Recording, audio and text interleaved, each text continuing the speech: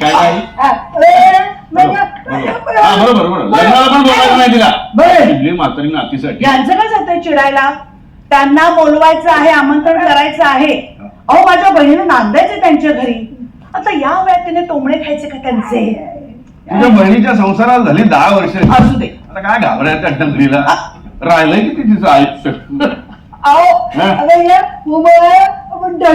तेव्हा काय म्हणते आम्ही दोघे डबल सीट ढगात जाणार म्हणतो.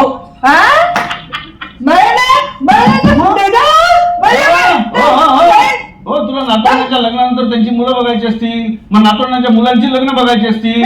अगं तुझ्या सुनेचा काय विचार कर, किती वर्ष तिला करायला लावणार आहेस तुझं. ती काय बोलत नाही म्हणून असं हो असं काय बोलताय तुम्ही? हसताय काय? आणि मी कधीतरी यांचं काही करायला नाही म्हटलंय तुम्हाला? मग आई मी कधीतरी तुमच्या कुठल्याही गोष्टीला नाही म्हणाले का कधी?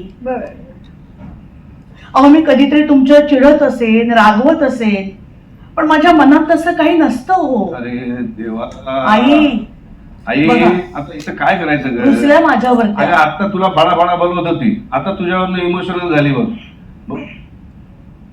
अरे देवा आता तुझ्यावर नाही माझ्यावर रुसली ती. आता रुसल्याच पाहिजे का? खुशाल तोंडाला येते बोलत सुटता तुम्ही. अगं मुद्दाम बोललो मी, मुद्दाम बोललो ग आई. अगं असं बोललो ना की माणसाचं आयुष्य वाढतं असं म्हणतात म्हणून म्हणालो.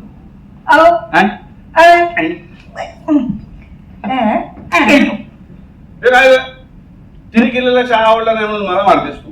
ढकललं सरळ माझ्या नावावर ढकलून दिलं ना. आई माझ्यातर्फे आणखीन मार. अरे मारू दे एक 10 कान तिच्या हातच्या.